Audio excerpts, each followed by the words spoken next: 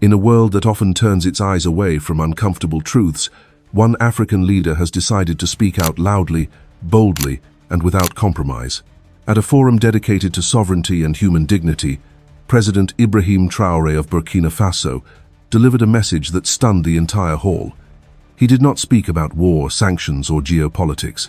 Instead, he confronted a silent crisis spreading across borders: the rising violence against African women who marry European men. Traoré did not soften his words. He called it an invisible emergency, a tragedy that governments in Europe rarely acknowledge, and one that African societies barely dare to discuss.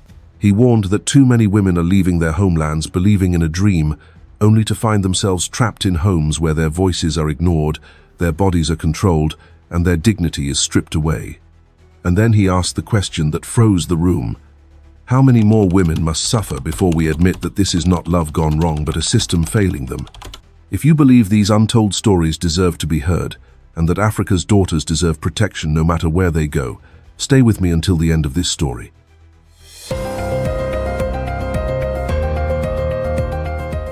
When President Ibrahim Traoré chose to raise this issue before diplomats, ministers, and regional leaders, it was not meant to provoke controversy. It was meant to force the continent to look directly at a wound that has been quietly bleeding for years. His message was simple: too many African women who enter marriages with European men are facing violence, humiliation, and abandonment, and almost no one is willing to talk about it publicly. Traoré began by explaining why he felt compelled to speak. For months, social workers, diaspora organizations, and African embassies across Europe had been documenting an alarming rise in emergency cases involving African women. These women were not only reporting physical assault, but also extreme psychological humiliation, being insulted for their skin color, mocked for their African heritage, or stripped of financial independence as soon as they arrived in Europe. Many of them had crossed borders legally, with hopes of beginning a new life. Instead, they found themselves trapped in households where they had no support network, no knowledge of the language, and no access to resources that could help them escape. Traoré emphasized that these cases were not isolated incidents triggered by marital stress. They were part of a pattern shaped by racism, power imbalance, and systems that fail to protect vulnerable immigrant women. One of the most troubling realities he highlighted was the lack of effective legal protection. Many women reported that when they attempted to file complaints, they were told that the abuse was a domestic matter. Some were threatened with deportation if they insisted. Others were warned that the state could take their children if they created instability in the home. For women who had already sacrificed everything to build a new life, this fear was enough to keep them silent. Traoré's tone grew sharper as he described the long-term consequences. When these women are mistreated, Africa loses more than individuals. It loses mothers, daughters, and entire generations of children who grow up disconnected from their heritage. A continent cannot protect its future, he said, if it cannot protect its women. And then, he delivered a warning that echoed across the room. This crisis is deeper than what any of us can see. The turning point of President Ibrahim Traoré's message came when he stopped speaking in general terms and presented the room with the human face of this crisis.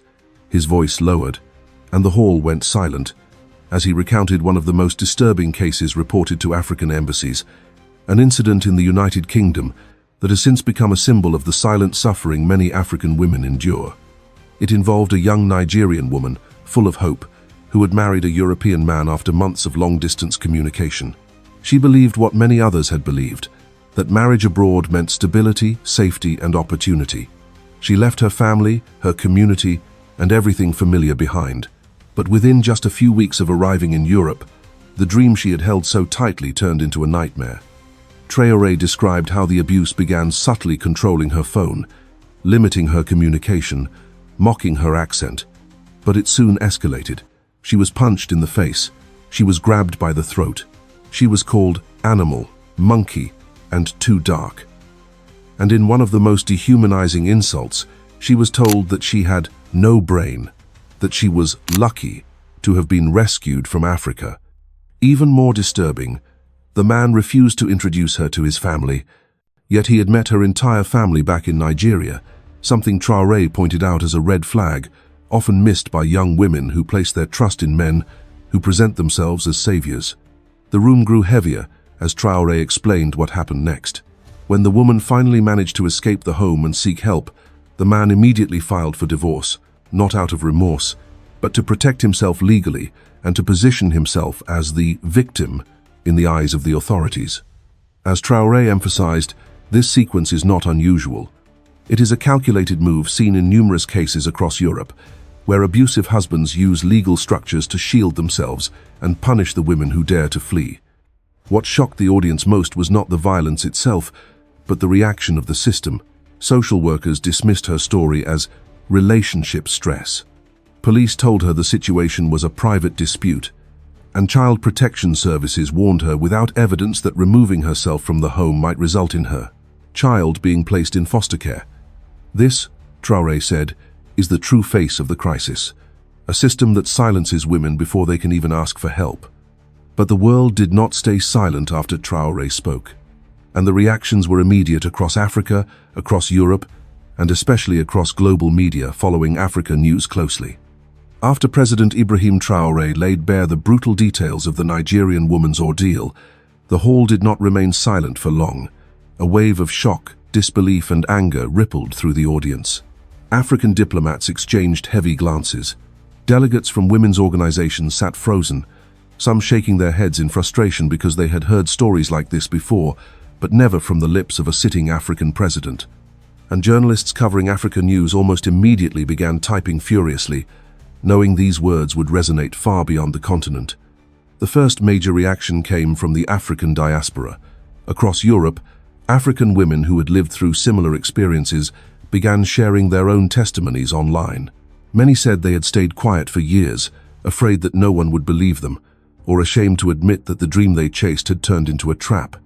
Traoré's speech, for them, felt like a moment of liberation. For the first time, a national leader had publicly validated their suffering. Then came the reaction within Africa itself. In Burkina Faso, community groups, churches, and student unions organized emergency discussions. On radio stations in Nigeria, Ghana, Senegal, and Kenya, callers demanded to know why their governments had not spoken up sooner. Many expressed gratitude that it was Burkina Faso, a country often overlooked in global politics, that dared to shine a spotlight on a crisis affecting countless African families. European media, however, responded very differently. Some outlets dismissed Traoré's statements as exaggerated, overly emotional, or politically motivated. But these same outlets offered no concrete counter-evidence, no data, no testimonies, no rebuttals from social services. Their skepticism, ironically, strengthened Traoré's point. The system is far quicker to defend its own image than to defend African women. Human rights activists in France, Belgium, and the United Kingdom reacted with urgency. They argued that African women remain one of the least protected immigrant groups in Europe, and that the combination of racism, cultural isolation, and legal vulnerability creates a perfect storm, one that abusive men exploit with alarming ease. Several organizations issued statements calling for independent investigations into social service biases involving African families. Meanwhile, conservative European voices attempted to reframe the issue, claiming Traoré was attacking European men or encouraging African women to distrust the West. But their defensiveness again highlighted the uncomfortable truth. The crisis is real, and the silence around it is deliberate. By the end of the week, Traoré's message had become impossible to ignore. Broadcast networks across Africa replayed his speech. Editorial columns debated the implications. International observers noted that his willingness to challenge Europe on moral grounds marked a new stage in Africa's geopolitical awakening. And with that awakening came a deeper question, one that would lead directly to the next phase of Traoré's warning. If Western systems choose to side with abusers rather than protect African women, what will be the civil and political consequences? The social consequences of the crisis described by Ibrahim Traoré extend far beyond individual suffering. What he exposed is not merely a pattern of abusive relationships, it is the fracture of families, the erosion of cultural identity, and the steady weakening of Africa's social fabric.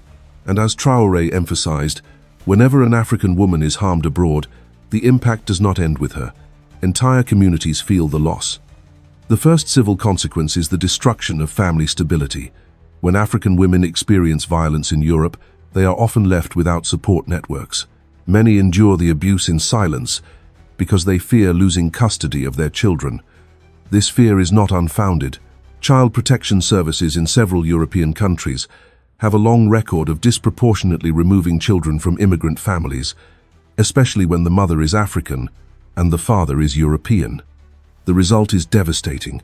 Women who escape abuse often do so alone, while their children are placed into foster systems where their African heritage is rarely acknowledged, understood, or preserved. The second consequence is psychological displacement. Women who leave abusive homes frequently struggle with trauma, depression, and identity loss. Many describe feeling stateless, caught between a continent that cannot protect them and a foreign system that treats them with suspicion rather than compassion. Traoré warned that this psychological rupture eventually reverberates back into African societies, where families wait in pain, wondering why their daughters never returned, or why their grandchildren no longer speak their mother's language. On a broader social level, the crisis reinforces harmful stereotypes about Africa. When these marriages collapse, local European authorities often portray African women as unstable, uneducated, or incapable of integrating into society. Instead of recognizing the racialized power dynamics at play, institutions blame the victim, fueling narratives that justify increased surveillance of African communities. As Traoré put it, when they mistreat our women, they reshape the story of who we are. Politically, the consequences are even more far-reaching. African citizens begin to question whether European governments truly view them as equal partners. Public trust erodes. Countries like Burkina Faso, which have already taken strong stances on sovereignty, see these abuses as yet another sign that the old colonial attitudes never truly disappeared. They simply changed form. And beneath all of this lies the most painful truth. When a woman leaves Africa and is harmed abroad, the entire continent carries the wound. But the geopolitical consequences are far more serious. On the geopolitical stage, President Ibrahim Traoré's warning hit even harder. He was not simply describing individual tragedies, he was pointing to a fault line that exposes a deep imbalance of power between Africa and Europe. And he made it clear that this imbalance does not only harm women, it undermines Africa's dignity, sovereignty, and long-term stability. The first geopolitical consequence is the erosion of trust between Africa and Western institutions. For decades, Europe has portrayed itself as a defender of human rights, a global guardian of justice and equality. But Traoré's revelations reveal a contradiction. African women can be beaten, insulted, and traumatized on European soil, yet the systems created to protect them remain shockingly indifferent. This hypocrisy is not lost on African citizens, especially the younger generation that is increasingly skeptical of Western partnerships.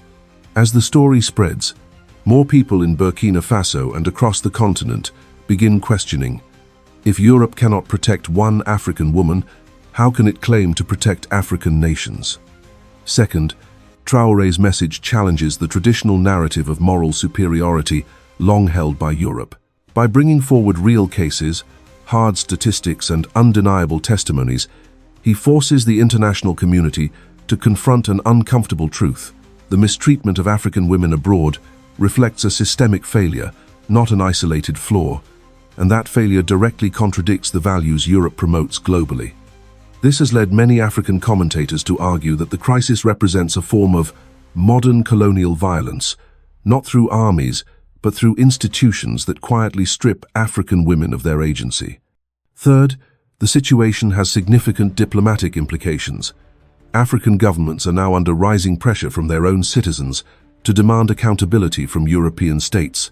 Some activists are calling for new bilateral agreements to protect African women abroad. Others want African embassies to intervene more aggressively, offering legal assistance, documenting abuse, and publicly naming countries where the problem is most severe. Traoré's speech may well mark the beginning of a new era in African diplomacy, one in which protecting citizens abroad becomes a national priority. Finally, Traoré points to the long-term political danger. If Africa fails to respond, the continent risks normalizing the idea that Africans can be mistreated outside their borders without consequence. This erosion of dignity then shapes global perceptions of African people, reinforcing biases that impact trade negotiations, international aid, media representation, and even the treatment of African migrants worldwide. In Traoré's words, "If they do not respect our women, they will never respect our nations." This warning signals something larger, a shift in Africa's political awakening and a demand for a new balance of power. And it is at this very point that the world, especially the United States, began to pay attention. When President Ibrahim Traoré delivered his warning, it did not take long for global powers, especially the United States, to begin evaluating its implications. For Washington, the message struck at a critical intersection of human rights, migration policy, and America's evolving relationship with African nations. What Traoré exposed was not just a European problem, it was a challenge to the broader Western commitment to moral leadership.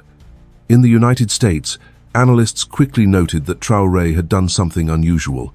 He reframed Africa not as a continent in need of guidance, but as a continent demanding justice. American foreign policy experts who follow africanews recognized that his speech signaled a new generation of African leadership, confident, assertive, and unwilling to tolerate the mistreatment of African citizens, even on foreign soil. This alone drew attention from Washington think tanks, which have been tracking the rise of African sovereignty movements. Human rights organizations in the United States responded with urgency. Groups such as Amnesty International USA, the NAACP, and African diaspora coalitions issued statements supporting Traoré's message, emphasizing that violence against African immigrant women in Europe is widely underreported. Many activists pointed out that while America has its own unresolved issues with racial injustice, it has at least begun the process of publicly confronting them, something they say European institutions often avoid when dealing with African victims. Meanwhile, US media outlets approached the story with a mix of caution and curiosity. Some major networks framed Traoré's speech as a bold diplomatic move, highlighting his reputation as a leader who challenges traditional power structures. Others focused on the broader question, why are so many African women being failed by European systems that claim to protect them? Several commentators noted that European governments are often quick to critique human rights conditions in Africa, yet slow to acknowledge abuses happening within their own borders. Foreign policy scholars in Washington raised another critical point. Traoré's speech could shift alliances. If African citizens increasingly view Europe as indifferent to their suffering, the United States may find an opportunity to strengthen ties, especially with nations like Burkina Faso that value sovereignty, dignity, and mutual respect. At the same time, American strategists recognize that failing to support African concerns risks pushing the continent further away from the West and closer to alternative global partners. Traoré's warning, therefore, is not only a moral challenge, it is a geopolitical signal, and the world is beginning to understand that ignoring it may come at a cost. But the reaction from the rest of the world was no less remarkable. Beyond the United States, President Ibrahim Traoré's warning sent shockwaves through international institutions, development agencies, and global advocacy networks. His speech forced governments, policymakers, and humanitarian leaders to confront a painful reality. The mistreatment of African women abroad is not an isolated malfunction. It is a systemic failure that exposes deep racial and cultural biases within some of the world's most developed nations. In Europe, reactions were sharply divided. Human rights groups in France, Germany, Belgium, and the United Kingdom quickly acknowledged the validity of Traoré's concerns. They argued that African women remain disproportionately vulnerable due to language barriers, racial stereotypes, and institutional blind spots within police departments and social services. Some organizations even warned that unless reforms were enacted, Europe risked losing credibility as a global advocate for human rights. But European governments responded cautiously, often defensively. Several officials dismissed Traoré's comments as generalizations, avoiding direct engagement with the specific cases he cited. This defensiveness, however, did not silence the debate, it intensified it. African communities living in Europe publicly criticized the lack of accountability, noting that government skepticism is precisely why many women feel unprotected. Their testimonies began flooding social platforms, creating a wave of narratives that aligned exactly with the crisis Traoré described. Meanwhile, in the global south, Traoré's message resonated powerfully. Leaders in Latin America and Southeast Asia regions with their own histories of colonial trauma expressed quiet solidarity. Analysts in Brazil drew parallels to similar patterns of violence against Afro-Brazilian women. Activists in the Philippines compared the issue to the exploitation of migrant women in the Middle East. For many, Traoré's speech served as a universal reminder that when marginalized women cross borders, they often cross into systems that treat them as lesser. At the African Union, discussions grew urgent. Diplomats began pushing for coordinated action, calling for African consulates to strengthen legal support, track cross-border violence cases, and issue warnings to citizens considering marriage migration. Some even proposed a continent-wide database documenting abuse cases involving African women abroad, arguing that Africa must tell its own story rather than relying on foreign institutions. Geopolitical analysts predicted that Traoré's stance could redefine Africa's international relations. By anchoring the discussion in dignity, justice, and the protection of African women, he positioned himself not merely as a national leader, but as a moral voice for the entire continent. And this raised the central question that the world could no longer ignore. If a young leader of Burkina Faso dares to speak this truth, then what will happen when the entire African continent rises together? The answer lies in the major turning point that Traoré is about to create. Just when observers thought President Ibrahim Traoré had said everything there was to say, he delivered a twist that shifted the entire conversation from a warning to a declaration of political intent. What began as a human rights speech suddenly transformed into a challenge to global power structures. Traoré revealed that Burkina Faso had quietly conducted its own investigation across multiple African embassies in Europe. The findings were more devastating than anyone expected. The crisis of abuse was not limited to a few nations, it spanned more than 10 European countries, with hundreds of cases documented, many involving African women who never returned home. But the shock did not end there. He disclosed that in several instances, African embassies had attempted to intervene, but were met with resistance from local authorities. Some European agencies refused to release case files. Others denied African diplomats access to detained or hospitalized citizens, citing internal procedures. In one country, a consulate discovered that an African woman's child had been placed in foster care without any notification to her embassy, a direct violation of international norms. This was the moment the room shifted. Traoré was no longer describing a social tragedy. He was revealing a structural pattern, one that suggested African women were not only unprotected, but treated as expendable within foreign systems. Then came the sentence that electrified the audience. If they believe African lives have no guardian abroad, then they have forgotten that a new Africa is rising. With that, Traoré reframed the entire crisis. It was no longer simply about violence, it was about sovereignty. It was about the right of African nations to defend their citizens beyond their borders, just as Western nations do for theirs. And this turning point is only just beginning. But the most powerful twist came in what Traoré announced next, something no African leader had ever stated so openly on an international stage. He declared that Burkina Faso, along with several partner nations, was preparing a continental framework to legally and diplomatically defend African women abroad, even when foreign governments refused to act. His words were measured, but the implication was seismic. Traoré explained that Africa could no longer rely on the goodwill of European institutions. The continent must build its own protective shield.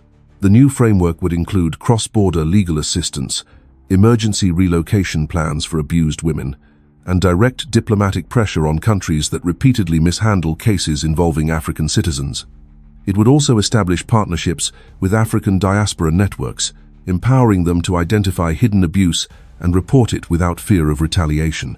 Then, in a move that stunned the hall, Traoré announced that Burkina Faso would begin classifying certain types of cross-border domestic violence as crimes against African dignity, a political designation never before attempted.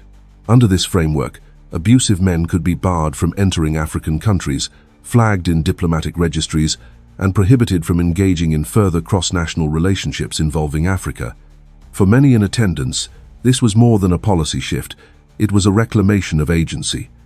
Traoré was asserting that Africa is no longer a passive observer on the global stage. It will defend its people the way powerful nations defend theirs. And this declaration produced the emotional climax of the entire event. African women in the audience stood and applauded. Some cried. African diplomats bowed their heads, recognizing the historical weight of the moment. Even representatives from non-African countries sat in silence, realizing they were witnessing the birth of a new doctrine in African geopolitics. Traoré had not only raised his voice, he had redrawn the lines of power. And at this point, the story enters an entirely new chapter of awakening. In the closing moments of his address, President Ibrahim Traoré reminded the world of something simple yet profound. The dignity of African women is not negotiable. He made it clear that this crisis is not only about broken marriages or failed systems, it is about the soul of a continent rising to demand respect. And as he spoke, you could feel that a new chapter was unfolding, not just for Burkina Faso, but for every nation paying attention to Africa's awakening. Traoré's final message was not one of anger, but of courage. He spoke of a future where African women can travel, love, and build families without fear, a future where no child of African heritage grows up feeling erased or unwanted, a future where Africa stands tall protecting its people wherever they go. And he ended with the line that will echo across generations. We did not ask for permission to be free. We rose to claim it. His words now ripple across global media and African news outlets, fueling a conversation long overdue. The awakening he described is already happening in villages, in cities, in diaspora communities, and in the hearts of millions who believe Africa deserves better. If the spirit of Ibrahim Traoré touches your heart, if you believe African women deserve safety, dignity, and justice, if you stand with a rising Africa that refuses to bow, please share this story. Subscribe if you believe the truth matters more than the headlines. And may God bless Africa strong, proud, and unbroken.